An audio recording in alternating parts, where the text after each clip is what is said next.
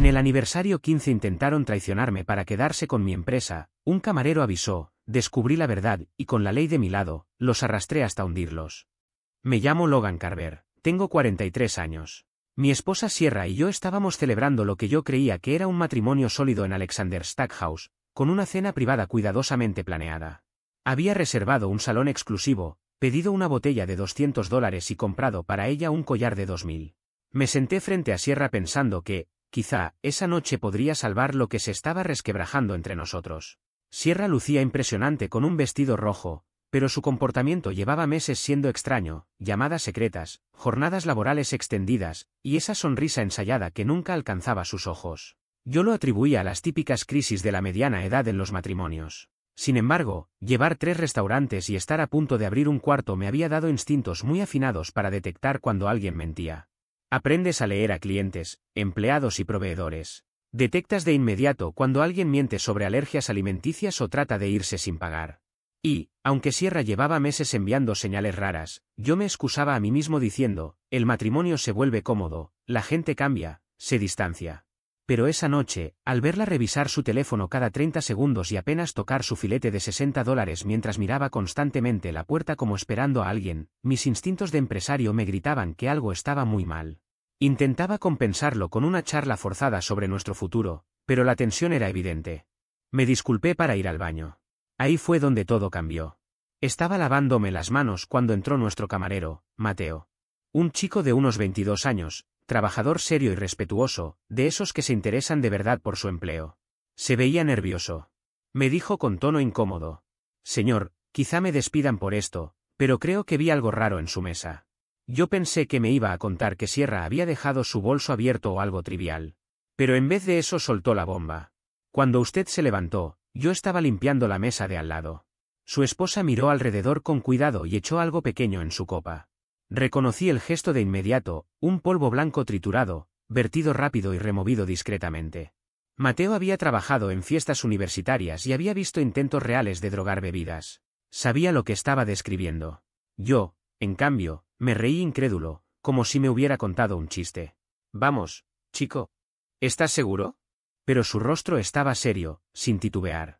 Puede que me equivoque, pero si alguien hiciera eso con la bebida de mi novia, yo querría saberlo, aunque me costara el empleo. La risa se me apagó de golpe. ¿Lo viste bien? Pregunté, intentando mantener la calma. Señor, vi cómo vertía algo blanco en su copa y lo removía con el dedo. Podría ser azúcar, pero no lo parecía. Y antes de hacerlo miró para asegurarse de que nadie la observara. Mi mente empezó a girar. Sierra, ¿envenenarme a mí? Llevábamos los típicos problemas de pareja, menos intimidad, más discusiones por dinero. Lo de siempre. Pero pasar de eso a envenenarme era un salto enorme. Quizá entendiste mal, dije, aunque mi estómago me decía lo contrario. Ojalá, respondió Mateo. Pero tenía que avisarle. A mi hermana la drogaron en un bar el año pasado. Sé cómo se ve eso. Me quedé mirando mi reflejo en el espejo. 15 años de matrimonio, 15 años compartiendo todo, y de repente preguntándome si mi esposa trataba de dejarme inconsciente. En la restauración aprendes que la gente es capaz de todo cuando hay dinero de por medio. Pero, ¿mi esposa? Gracias por decírmelo, logré decir. Regresé a la mesa sintiéndome como si caminara sobre arenas movedizas. Sierra estaba concentrada en su teléfono, sonriendo ante algo que parecía más interesante que nuestra cena de aniversario. Al verme, levantó su sonrisa ensayada. ¿Todo bien? Estás pálido. Solo cansado. ¿Semana larga en los restaurantes? Mentí. Llevábamos semanas de 70 horas tratando de asegurar financiamiento y permisos para la 4ª sucursal. Yo creía que juntos afrontábamos ese estrés, pero mi esposa parecía tener otros planes para relajarse. Ahí estaba mi copa. La misma que había probado hacía 20 minutos y que ahora me parecía venenosa. ¿Sabes qué? Creo que voy a cambiar a agua. Este trago me está dando dolor de cabeza. La respuesta de Sierra fue reveladora. Su voz adquirió ese filo que ya había escuchado en ella últimamente. ¿En serio? Tú escogiste esa botella. Es cara. Puedes tomar de la mía también, solo necesito dosificarme. No seas ridículo, estamos celebrando 15 años. ¿Celebrando, o planeando un funeral? Difícil saberlo. Tomé mi copa y fingí beber, sin tocar el líquido. Ella me observó como un halcón. Cuando dejé la copa, se relajó visiblemente. Mateo permanecía en el fondo con vista clara a la mesa. La cámara de la entrada del salón privado captaba la escena desde un ángulo público, sin invadir la privacidad. Eso me confirmó que Mateo no estaba inventando. Mi esposa, la mujer con la que había compartido 15 años de mi vida, acababa de intentar drogarme en nuestra cena de aniversario. La única duda era, ¿qué pensaba hacer después? Sierra se levantó para ir al baño. Pide postre si quieres, cariño. Vuelvo enseguida. En cuanto desapareció, intercambié nuestras copas. El corazón me latía como si quisiera escapar de mi pecho. Si Mateo estaba equivocado, no pasaba nada. Si tenía razón, estaba a punto de descubrir hasta qué punto se había hundido mi matrimonio. Mientras esperaba, empecé a repasar los posibles motivos. Si ella me estaba drogando, debía tener un plan. ¿Robarme?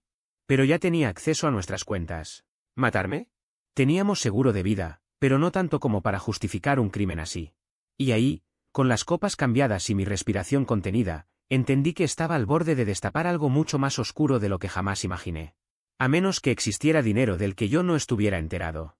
Porque el negocio de los restaurantes mueve un flujo de efectivo enorme cuando se manejan varias sucursales. Entre nuestros 3 locales estábamos generando alrededor de $800,000 anuales. Además, yo tenía cuentas de inversión de las que Sierra estaba perfectamente al tanto. Sin embargo, eso no era dinero suficiente para huir del país. A menos que alguien hubiera estado desviando más de lo que yo imaginaba. Ella volvió con esa sonrisa deslumbrante que, con el tiempo, había comenzado a parecer cada vez más forzada. ¿Pediste postre? Me preguntó. Esperando por ti. ¿Qué opinas del pastel de chocolate? Perfecto. Ya sabes que adoro el chocolate. Vi cómo levantaba el vaso que en realidad había sido mío. Dio un trago largo, luego otro más. Empezó a hablar de los planes de boda de su hermana y enseguida comentó que deberíamos considerar unas vacaciones en algún lugar tropical. Incluso mencionó Centroamérica. Recordé haber leído en foros de internet que mucha gente comentaba lo fácil que era desaparecer allá. ¿Qué clase de persona investiga leyes de extradición al planear un viaje? Evidentemente, alguien que cree que pronto podría necesitarlas. 20 minutos después, Sierra se detuvo a mitad de una frase mientras describía la remodelación de la cocina de un cliente. Parpadeó varias veces, confusa. Me siento rara, balbuceó, con palabras que empezaban a arrastrarse. Muy mareada. Me incliné hacia ella, fingiendo la preocupación de un esposo atento. ¿Rara cómo? No entiendo, apenas bebiste una copa y media. La verdad es que Sierra podía tolerar mucho más que la mayoría sin perder el control. Habíamos participado en catas donde probaba medio menú y aún así seguía lúcida. Lo que veía ahora no era un simple mareo. Esto tenía toda la pinta de ser farmacéutico. Sus frases se volvieron inconexas. La cabeza le cayó hacia un costado y tuve que sostenerla antes de que se desplomara sobre la canasta del pan. Sierra, ¿me escuchas? Pregunté. Apenas murmuró algo ininteligible. Sus ojos estaban entrecerrados, completamente vacíos. Una pareja en la mesa contigua empezó a mirarnos con inquietud. Está bien, dije en voz alta. Solo que no sabe manejar el alcohol esta noche. Pero yo sabía que aquello no era cierto. Llamé al 911. Mientras esperábamos a los paramédicos, interpreté a la perfección el papel de esposo angustiado. Por dentro, en cambio, una sola pregunta me taladraba la mente: ¿por qué mi esposa querría drogarme? Los paramédicos llegaron rápido. Revisaron sus signos vitales, preguntaron por medicamentos y alergias. ¿Tiene idea de qué pudo haber ingerido? Me consultó el jefe del equipo. Nada que yo sepa. Solo estábamos cenando. La subieron en una camilla y seguí la ambulancia hasta el Regional Medical Center. Durante todo el trayecto, no dejaba de analizar la situación. En el hospital, los primeros exámenes no arrojaron nada claro. 2 días más tarde, las pruebas confirmatorias señalaron una fuerte presencia de un sedante de la familia de las benzodiazepinas. ¿Alguna idea de cómo ocurrió esto? Preguntó el médico. Estuve a punto de reír. Si el comportamiento secreto y el intento de envenenar a tu pareja cuentan como pista, claro que tenía mis sospechas. Pero respondí con frialdad. Ninguna. Solo estábamos celebrando nuestro aniversario. El doctor fue profesional, aunque la desconfianza se le notaba. Este tipo de droga no se ingiere por accidente.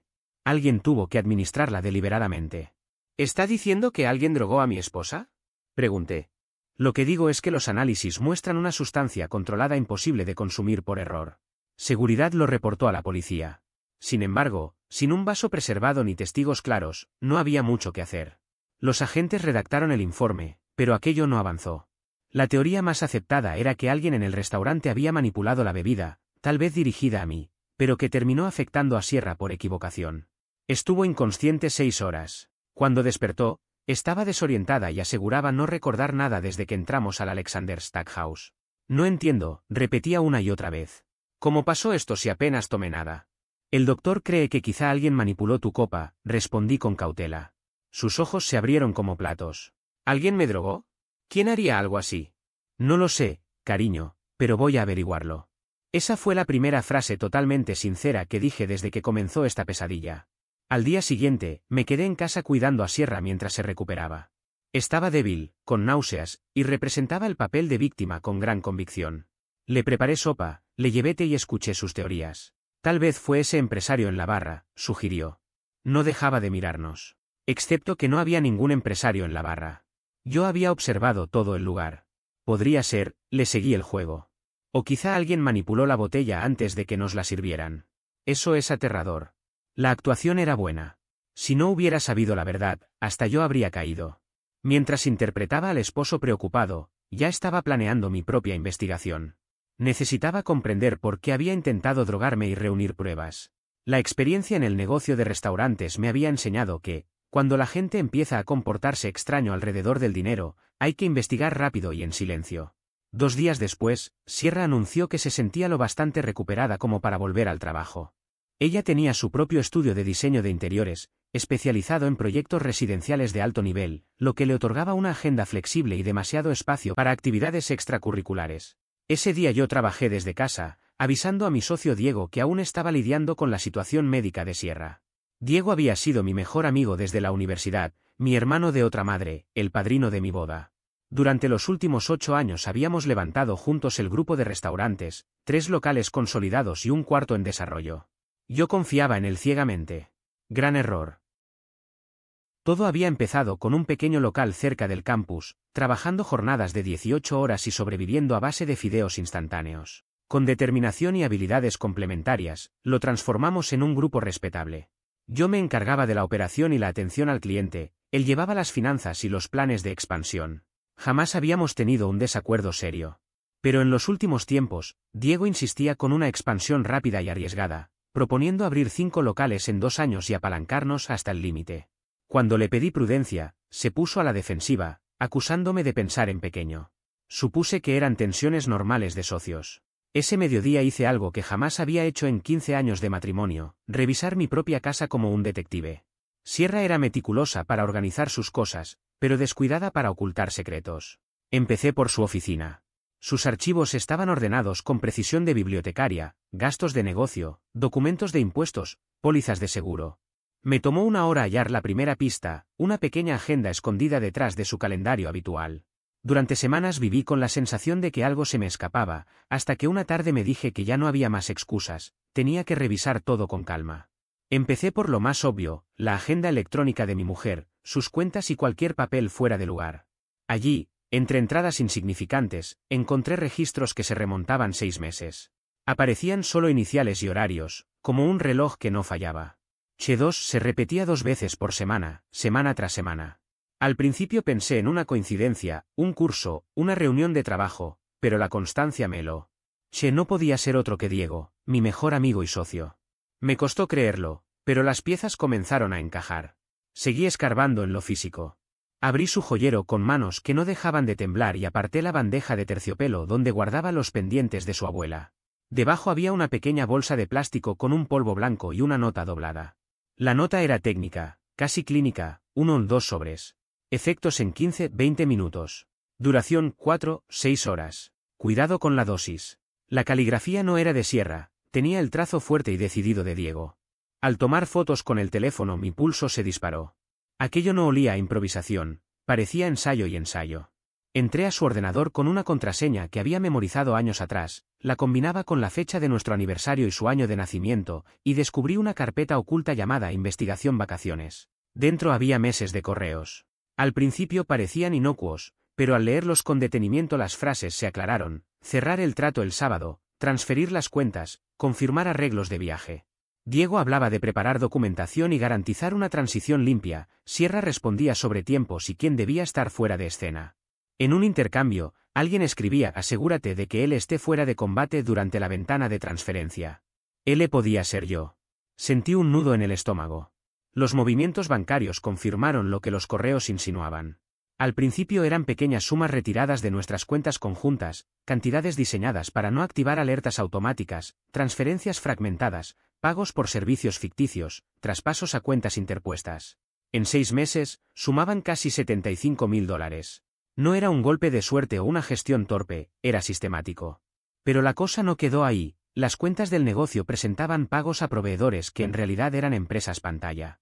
Diego, con acceso administrativo, había estado desviando fondos, facturas pagadas a empresas fantasma, reembolsos supuestos, y a través de intermediarios los fondos habían terminado en monederos de criptomonedas.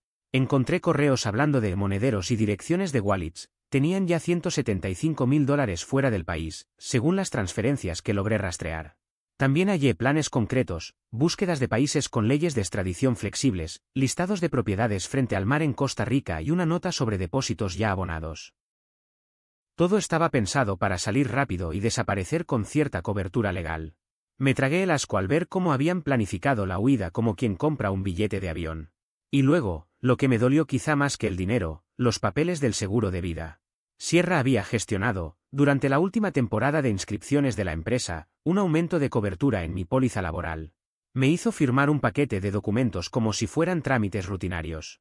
Beneficiarios cambiados, suma asegurada mayor. Todo en orden, todo legal sobre el papel, pero con el propósito equivocado. Era la puntilla, la traición no era solo emocional, era financiera y completa. Esa primera noche después del descubrimiento recuerdo que todo en la casa sonaba normal, ella preguntó por mi día, habló de un cliente complicado, sugirió pedir comida. ¿Cómo te sientes?, le pregunté, fingiendo naturalidad mientras masticaba algo sin sabor. Mucho mejor. Casi recuperada, contestó. Me apretó la mano y dijo, eres un gran esposo. Por fuera, la escena era la misma, por dentro, yo calculaba y trazaba. Me acosté temprano alegando cansancio, ella se acostó más tarde, se acurrucó y yo la observé con una mezcla de rabia y frialdad. Esa noche no dormí, repasé las pruebas, tomé notas y pensé en la forma más efectiva de proceder. Sabía que no podía actuar impulsivamente. Era necesario construir un caso sólido y preservar la cadena de custodia de la evidencia. Contraté a Marisol Vega, una investigadora privada con pasado en la policía y experiencia en fraudes financieros y casos de infidelidad. Le di todo, correos impresos, fotos de la bolsa con polvo, capturas de pantalla de movimientos bancarios. Vi sus ojos endurecerse al pasar las páginas. He visto muchas cosas, dijo, pero esto tiene varias capas, fraude, malversación, posible intento de envenenamiento. Hay que ser metódicos. Marisol fue precisa. Pidió que le entregara copias en bruto de los correos, me explicó cómo realizar copias forenses del disco duro para que no se cuestionara su integridad y organizó un plan de vigilancia. El anticipo fueron $5.000, al finalizar, la suma total en servicios forenses, vigilancia y análisis estuvo cerca de $18.000. No me arrepentí, cada dólar era una inversión en pruebas. El siguiente paso fue legal. Llamé a Hugo Carmona, nuestro abogado de confianza, quien había asesorado la constitución de la empresa y gestionado asuntos legales menores. Al escuchar la historia, hizo una pausa y luego, sin rodeos, dijo, esto es muy serio. Necesitamos preparar un divorcio, medidas cautelares y proteger los activos del negocio. Pero hay que moverse con cuidado, si ellos sospechan, pueden adelantar el plan o destruir pruebas. Hugo me explicó la ruta, registrar lo encontrado con sellos de tiempo, preparar peticiones urgentes ante tribunales para congelar cuentas si se demostraba el desvío, y coordinar con la fiscalía si las acciones implicaban delitos penales. Fue el más directo, no los enfrentes solo. Si actúas sin respaldo podrías perder ventaja. Tomé nota. Llamé además a mi hermano, Adrián, que trabajaba en la unidad de investigación de fraudes. Al mostrarle los documentos, su postura cambió, si intentaron drogarte, eso es tentativa de envenenamiento. Y las maniobras financieras son varios delitos, apropiación indebida, fraude, blanqueo. Tenemos que llevarlo a la fiscalía. Le expliqué que quería captarlos en el acto, no solo las pruebas escritas, y su instinto policial lo comprendió, era la forma más contundente de matarlos con sus propias manos. Tendré que apartarme formalmente de cualquier investigación por ser familiar, me advirtió, pero conozco a alguien a nivel estatal que puede tomar el caso sin conflictos, detective Luis Castrellón. Es el indicado para delitos financieros. Apunté su nombre mentalmente. Mientras tanto, Marisol amplió la investigación y los seguimientos dieron resultados aún peores. La vigilancia confirmó que Sierra y Diego se encontraban en hoteles 2 veces por semana desde hacía al menos 8 meses. Fotografías y registros de entradas y salidas demostraban la continuidad. Además, la investigación forense detectó transacciones a wallets de criptomonedas que, mediante rastreo, sumaban cerca de $175.000 extraídos de las cuentas empresariales. Se confirmaba lo que los correos insinuaban: ya habían movido una parte importante del capital fuera del alcance directo. Sierra había liquidado su fondo de retiro sin avisarme y lo había redirigido a cuentas intermedias. En la mesa, frente a Marisol, Hugo y Adrián, escuché a todos decir lo mismo: esto es planificado, profesional y peligroso. Mi cabeza no paraba. Organizar la contraofensiva implicaba logística y cadena de prueba, copias forenses del disco de Sierra, bloqueos de transferencias inminentes, salvaguardar las cuentas legítimas del negocio y preparar la documentación para presentar una solicitud de medidas cautelares ante el juzgado. Hugo me mostró cómo solicitar órdenes de congelamiento provisional si podíamos demostrar la sustracción y la intención de fuga. Marisol proponía instalar cámaras discretas y hacer seguimiento de los que recibían las transferencias. Adrián se encargó de la vía de la fiscalía y de las entrevistas con el detective Castrellón. No dejé de lado lo personal. Hablé con amigos cercanos y separé a mi familia inmediata de la situación para protegerlos. Planifiqué salidas y rutas alternativas, no iba a dejar nada al azar. Preparé copias cifradas de las pruebas en múltiples lugares y dejé una copia física con Hugo bajo control notarial para sellado temporal. Me aseguré de que mi teléfono y mis cuentas estuvieran protegidos, cambios de contraseñas, autenticación de 2 factores y notificaciones inusuales vigiladas. No era paranoia, era precaución. La combinación de pruebas escritas, movimientos financieros detectados y la vigilancia consolidó mi convicción: no estaba ante una discusión matrimonial que se arreglase con terapia, sino ante un plan para desprenderse de mi persona y de mis bienes. La traición había sido orquestada con la banalidad de quien organiza una mudanza: listas, fechas, pagos y provisiones. Mi incredulidad inicial dio paso a una frialdad operativa. Ya no era el tipo que lloraba en el coche, era alguien que iba a usar el sistema legal y las pruebas para lograr la única justicia que parecía tener sentido: dejarles sin salida.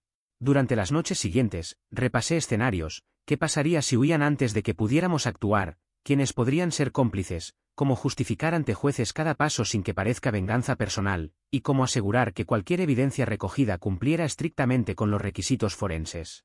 Marisol me enseñó la importancia de la integridad de los archivos: capturas con sello de tiempo, hash de archivos, duplicados en dispositivos separados. Hugo me recordó que la emoción podía arruinarlo todo: en los juzgados lo que cuenta es la evidencia, no lo que sientes. Lo interioricé. Mientras todo esto se organizaba, pensaba en el punto culminante: necesitaba captarlos en el momento exacto de ejecutar su plan. No era suficiente con las pruebas contables, deseaba filmaciones, transacciones en tiempo real, un vídeo que mostrara la intención. Así nació la idea: una cena de aniversario, otra cena, que serviría como cebo y como escenario para confirmar que intentaban drogarme y proceder con la transferencia. Lo expliqué a Hugo, a Adrián y a Marisol. Todos estuvieron de acuerdo en que, si se hacía bien, sería irrefutable. Pero también me advirtieron de los riesgos: la seguridad tenía que ser prioritaria, nadie debía ponerse en peligro y la operación debía estar coordinada con la fiscalía y el detective Castrellón para que la evidencia fuera válida en un juicio. Sabía que, a partir de ese momento, mi vida había cambiado para siempre. Ya no podía volver a la inocencia de antes. Lo único que podía hacer era preparar cada detalle con la máxima rigurosidad, y cuando llegara el momento, dejar que la ley y las pruebas hablaran por sí solas. Habían preparado identificaciones falsas con nombres que jamás había escuchado.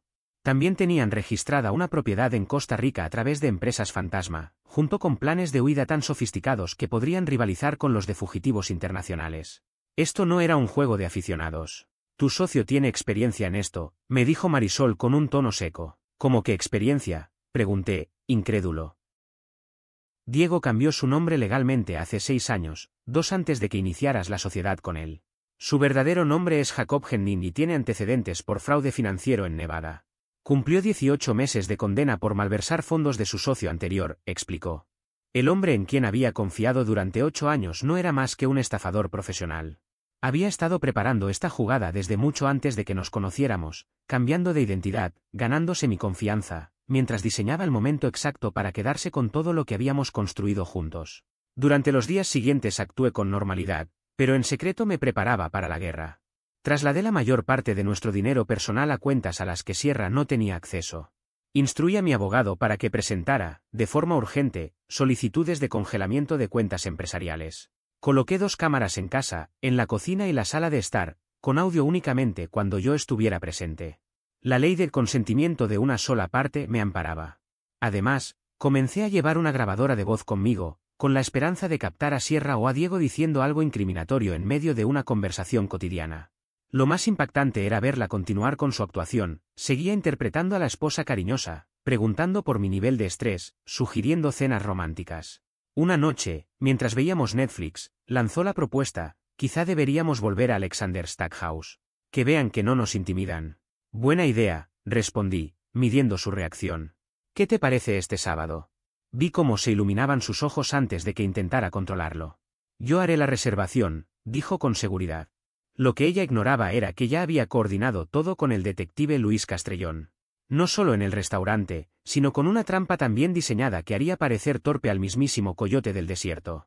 Pero antes necesitaba entender por qué Sierra se arriesgaría a repetir un plan después de su traumática experiencia en urgencias.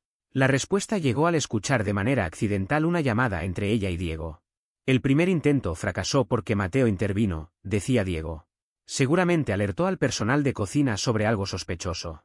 Probablemente cambiaron las copas para protegerte de algún depredador al azar. La voz de Sierra sonaba insegura. ¿Y si no funciona, Diego? Hemos invertido demasiado para echar marcha atrás. Las transferencias ya están listas. Los documentos están preparados. Si no lo hacemos este sábado, perdemos el depósito de la propiedad en Costa Rica y las reservas de vuelo. Además, hay gente en Nevada presionándome. Tenemos que desaparecer pronto. Diego también se mostraba nervioso. Me llamaba con más frecuencia, haciendo preguntas extrañas sobre mi salud, mis planes de fin de semana, insinuando cosas sobre el paso de los años. Una vez me dijo: deberíamos actualizar nuestro acuerdo de sociedad pronto. Claro, pero yo pienso seguir aquí por mucho tiempo, contesté. Por supuesto, amigo. Por supuesto. El acuerdo de sociedad era probablemente su plan alternativo. Si drogarme no funcionaba, tratarían de presionarme para firmar documentos que le dieran a Diego mayor control sobre los activos del negocio. Para el viernes ya estaba todo listo, el restaurante preparado, el detective Castrellón informado, las cámaras grabando. Sierra y Diego no tenían idea de que su plan perfecto estaba a punto de convertirse en su peor pesadilla. Llamé a Marisol Vega para un último informe. ¿Todo listo?, pregunté. Sí, respondió. El detective Castrellón espera tu llamada la noche del sábado. Mateo está preparado para declarar sobre lo que presenció. Las cámaras ocultas de tu casa han estado grabando toda la semana. Tenemos números de cuentas bancarias, itinerarios de viaje y pruebas de las identificaciones falsas. Incluso si no caen en la trampa, hay evidencia suficiente para cargos de conspiración. Sierra y Diego, sin embargo, pensaban que solo asistían a otra cena. No sabían que, en lugar de servir comida, yo iba a servir justicia. Llegó la noche del sábado. Llevaba 2 semanas planificando cada detalle, cada movimiento calculado. Sierra pasó el día preparándose como si fuera a asistir a la Met Gala. Cuando salió vestida para la cena, estaba deslumbrante. Te ves increíble, le dije con sinceridad. Gracias, cariño. Quiero que esta noche sea perfecta, respondió. Claro. Conduje mi BMW hasta Alexander Stackhouse con Sierra prácticamente vibrando de nerviosismo, revisando su teléfono a cada momento, probablemente coordinándose con Diego. El restaurante se veía igual que 3 semanas atrás, pero yo ya sabía que vigilar. Mateo estaba trabajando esa noche, lo había solicitado expresamente. Cuando nos vio, me hizo un leve gesto que significaba que estaba listo. Habíamos hablado durante la semana y él sabía qué observar. Más importante aún, el gerente del restaurante había sido instruido por el detective Castrellón sobre cómo recopilar pruebas de manera adecuada. Buenas noches, señor y señora Carver. Bienvenidos de nuevo. Gracias, Mateo. Esperemos que esta noche sea mejor que la última vez. Sierra le sonrió cálidamente. Sí, ojalá sin más misteriosas enfermedades. Pedimos las mismas bebidas de la vez anterior.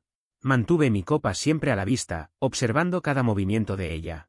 Estaba más habladora de lo habitual, haciéndome preguntas sobre nuestros planes futuros, sueños de retiro y lo que quería lograr. En retrospectiva, esas eran probablemente preguntas para mi obituario. ¿Alguna vez has pensado en desaparecer a algún lugar tropical?, preguntó mientras cortaba su filete. A veces, respondí. ¿A dónde te gustaría ir? Costa Rica suena bien. Dicen que es hermoso. La audacia me dejó sin aliento. Me estaba describiendo su plan de escape mientras intentaba drogarme.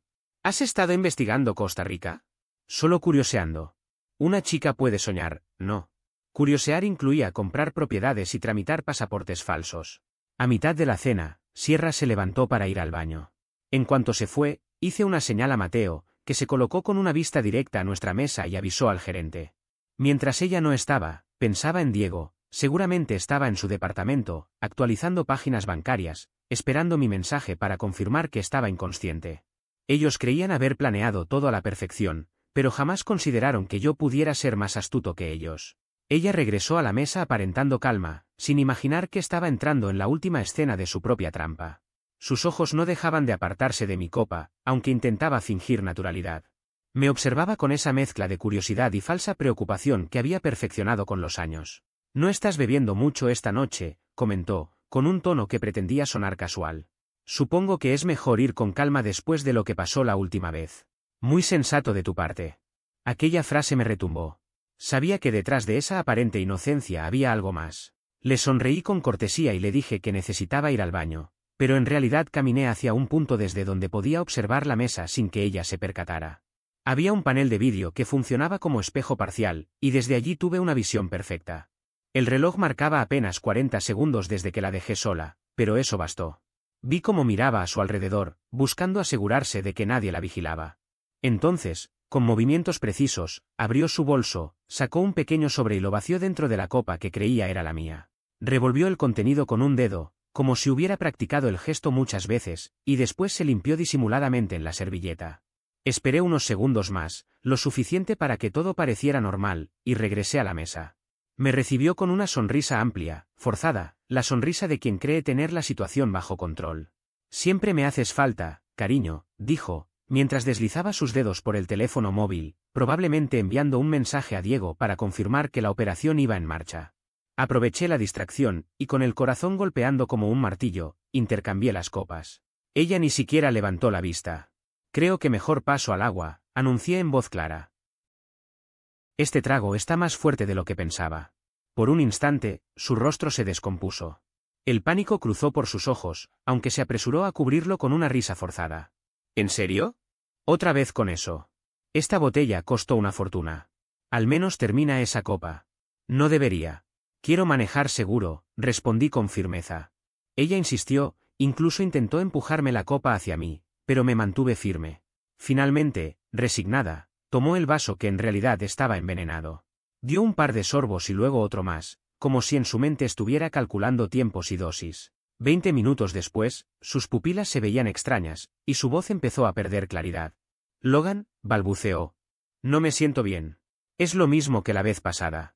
Fingí preocupación, saqué el teléfono y en lugar de marcar al 911 llamé directamente al detective Luis Castrellón.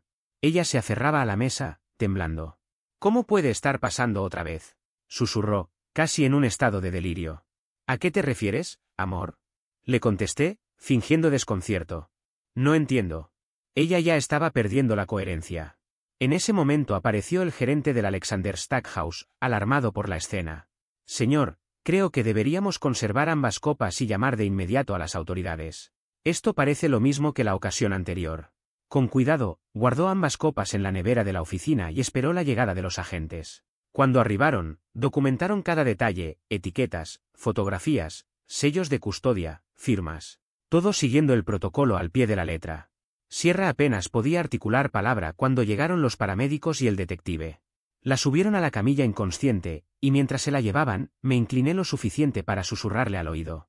«Dulces sueños, cariño. Cuando despiertes tendrás mucho que explicar». Lo mejor de todo era imaginar a Diego en su apartamento, esperando ansioso el mensaje que nunca llegaría.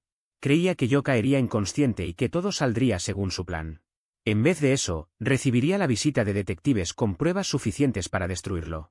Ese mismo fin de semana, tras el operativo en el restaurante, ejecutaron la orden de cateo. Entraron a su departamento y hallaron lo que cualquiera esperaría de un fugitivo en preparación: pasaportes falsos, computadoras con sesiones bancarias abiertas, y $25.000 en efectivo. Literalmente estaba frente a la pantalla, refrescando portales bancarios, esperando la señal para comenzar a transferir dinero. Lo único que consiguió fue ser arrestado en el acto. Al inicio intentó mostrarse cooperativo, convencido de que su abogada podría sacarlo bajo fianza y darle tiempo para organizar su defensa.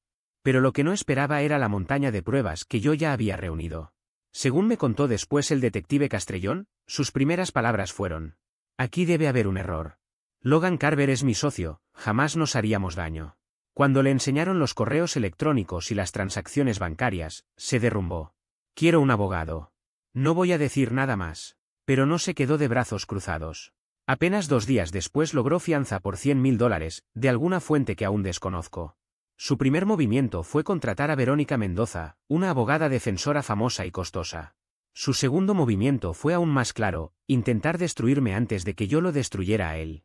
Durante algunas semanas, tanto él como su defensa guardaron silencio, esperando tal vez que los cargos fueran reducidos o descartados.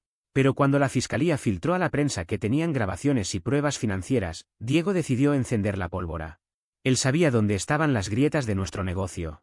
A lo largo de los años habíamos hecho contabilidad creativa, nada ilegal, pero lo suficientemente arriesgado como para que, bajo la lupa, pareciera sospechoso.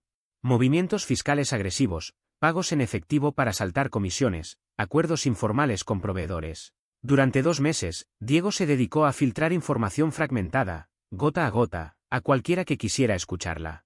Primero llegó la notificación de una auditoría del fisco. Después, una revisión sorpresa de licencias. Y finalmente, una inspección sanitaria que, casualmente, cayó en pleno viernes en horas pico. La auditoría fue la peor, exigían 3 años completos de registros, nóminas de empleados, contratos con proveedores, absolutamente todo. Esto es acoso, dijo mi contador, furioso. Alguien envió denuncias muy específicas sobre supuesta evasión y clasificación indebida de personal. Yo no tenía dudas de quién estaba detrás. Y eso era apenas el inicio. La estrategia legal de Diego se basaba en crear un relato alternativo, que yo era un esposo abusivo, que Sierra había colapsado por mi culpa, y que todo lo demás era un montaje. Una fábula absurda, pero armada para sonar verosímil. Mientras tanto, Sierra se hundía en prisión. Sus llamadas eran un carrusel de emociones, desde disculpas llorosas, hasta amenazas gritadas y delirios incoherentes. La pusieron en vigilancia especial después de intentar hacerse daño con una sábana. Sus padres contrataron a un psiquiatra que, tras examinarla, declaró que sufría un brote psicótico causado por estrés. De pronto, la conspiradora era presentada como una víctima de enfermedad mental. Pero yo tenía mis propias pruebas, horas de grabaciones, vídeos de las cámaras que había instalado en casa. En ellos se veía a Sierra y a Diego planeando con precisión mi envenenamiento. Cuando esas grabaciones fueron presentadas en la corte, se podía ver cómo la abogada defensora de Diego perdía toda compostura.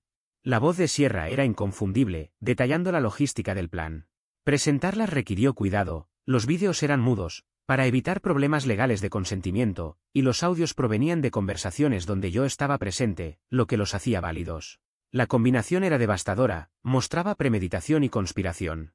Arrinconado, Diego optó por la táctica de tierra quemada. Como no podía demostrar su inocencia, decidió arrastrar todo con él. Llamó a empleados asegurando que los restaurantes cerrarían, contactó a proveedores diciendo que yo estaba en quiebra y hasta habló con los padres de Sierra inventando que planeaba divorciarme y dejarla en la calle. El caos se desató rápidamente. 2 de mis mejores meseros renunciaron convencidos por sus mentiras, y varios proveedores comenzaron a exigir pago en efectivo al momento de la entrega. Los clientes empezaron a alejarse del negocio por la cobertura negativa de los medios. Diego, mi exsocio y antes amigo cercano, parecía decidido a arruinar todo lo que habíamos construido juntos. Pensaba que, si él se hundía, también podía arrastrarme a mí. Pero hay algo curioso cuando intentas destruir a alguien que ya sobrevivió a un intento de envenenamiento, el plan se vuelve contra ti. Cada maniobra que él hacía solo servía para mostrar más pruebas de su carácter vengativo. Cada manipulación reforzaba la imagen de que era exactamente el tipo de persona capaz de planear la ruina de su mejor amigo por dinero. Lo mejor fue ver cómo se volvían uno contra el otro. La abogada de Sierra afirmaba que Diego la había manipulado para que participara en el plan. La abogada de Diego, en cambio, aseguraba que Sierra era una psicópata que lo había seducido para traicionar a su amigo. La fiscalía solo observaba, dejándolos destruirse mutuamente.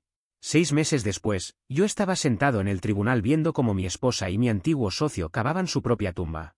No voy a aburrirte con todos los detalles del proceso, pero los verdaderos fuegos artificiales comenzaron cuando ambos testificaron. Sierra subió al estrado primero, vestida con el uniforme naranja de reclusa y esa mirada desorbitada de quien se ha pasado días viendo teorías conspirativas en televisión. Me acusó de todo: fraude, manipulación psicológica, lavado de dinero. Mostró documentos falsos, supuestamente pruebas de que yo movía fondos ilícitos a través de los restaurantes. Declaró que creía estar protegiéndose de un criminal peligroso. El fiscal, imperturbable, demostró que esos papeles habían sido creados por Diego con software de edición básico. Sierra, desesperada por creer que yo era el villano, aceptó evidencia claramente falsa. ¿Verificó usted estos documentos?, preguntó el fiscal. Confié en Diego. ¿Pero no llamó al banco para confirmar las cuentas? Yo tenía miedo. Él dijo que mi marido podría hacerme daño si sabía que yo sabía. Se había convencido de que drogarme era protegerse de un esposo abusivo, aunque en 15 años jamás le levanté la voz. El testimonio de Diego fue incluso mejor. Me arrojó a Sierra debajo del tren con la fuerza de una locomotora. Ella vino a mí con este plan, declaró. Había investigado formas de deshacerse de su marido que parecieran accidentes. Me enseñó pólizas de seguro, registros financieros detallados, incluso ensayos previos. El fiscal reprodujo grabaciones de Diego hablando de métodos y rutas de escape. Señor Gennin, preguntó el fiscal, en este vídeo usted discute alternativas si el plan inicial falla. ¿De quién fue la idea? Solo estaba haciendo tormenta de ideas. Sierra estaba decidida a eliminarlo. Yo intentaba apartarla de la violencia, sugerir algo menos arriesgado. El jurado parecía estar viendo un choque de trenes en cámara lenta. El juicio duró 3 semanas. Tras 6 horas de deliberación, la fiscalía había imputado intento de homicidio, conspiración, fraude y lavado de dinero. Diego enfrentaba las mismas acusaciones más otros cargos por fraudes previos bajo su verdadero nombre. Antes de que se anunciara el veredicto, ambos aceptaron un acuerdo por intento de envenenamiento. Así, Sierra recibió 8 años con posibilidad de libertad condicional a los 5, y Diego 12 años por sus antecedentes y la magnitud económica del delito. Pero eso fue solo el principio. Los juicios civiles fueron donde me puse creativo, los demandé a ambos por daños, embargué sus bienes y congelé sus cuentas. Los padres de Sierra tuvieron que refinanciar su casa para cubrir honorarios legales. La exesposa de Diego perdió sus ahorros para pagar restitución a las víctimas. Demandé también a la empresa de Sierra por facilitar el fraude, su compañía había sido usada para mover fondos robados. Sus empleados quedaron sin trabajo, sus clientes la demandaron por incumplimiento de contrato y su reputación profesional quedó destruida. La hermana de Sierra aplazó su boda por el escándalo. Los padres de Diego se mudaron a otro estado para huir de la vergüenza. Ambos fueron vetados en el sector restaurantero. Diego no volverá a trabajar en servicios de comida, y todos los clientes de diseño de interiores de Sierra cancelaron sus contratos. En cuanto al divorcio, Sierra no se opuso, firmó sabiendo que yo tenía todas las pruebas. 2 años después, yo administraba todos los restaurantes. El nuevo local estaba en pleno distrito financiero, dirigido al público de almuerzos de negocios y a quienes buscan un afterwork. Los ingresos subieron un 40% en todos los establecimientos. Contraté a 6 nuevos empleados. Mateo fue ascendido a asistente de gerencia y terminó su carrera de negocios, ahora sale con una chica encantadora que jamás ha intentado envenenar a nadie, lo cual considero un avance notable. Sierra cumple su condena en un centro estatal donde fabrica placas y recibe terapia por sus problemas psicológicos. El mes pasado me envió una carta alegando que el juez estaba comprado y que el jurado fue influenciado por prejuicios patriarcales. Dice que planea escribir un libro sobre su experiencia como víctima del sistema judicial. Claro. Diego, por su parte, sufrió un infarto menor el año pasado por el estrés carcelario y está en la enfermería. Yo le envié una tarjeta, pensando en ti en estos momentos difíciles. Espero estés disfrutando tu jubilación. La casa que compartía con Sierra ahora es un inmueble de alquiler que me da ingresos decentes. Vivo en un condominio en el centro con vista al puerto y sin recuerdos de intentos de envenenamiento. El mes pasado recibí una llamada de la prisión. Tiene una llamada por cobrar de un interno. ¿Acepta el cargo? Sabía perfectamente quién era. Logan, gracias a Dios contestaste. Soy Diego. Su voz sonaba rota. Escucha, hermano. Necesito tu ayuda. Mi apelación fue rechazada y mi salud aquí es un desastre. Estos tipos saben lo que hice y no soportan a los que traicionan a sus amigos. Me imagino que no. Logan, fuimos hermanos 10 años. Eso tiene que contar. Los hermanos no intentan robarse entre sí. No fue idea mía. Sierra nos manipuló a ambos. Ella destruyó nuestra amistad, nuestro negocio, todo. Lo dejé hablar un minuto más, escuchándolo culpar a todos menos a sí mismo. ¿Terminaste?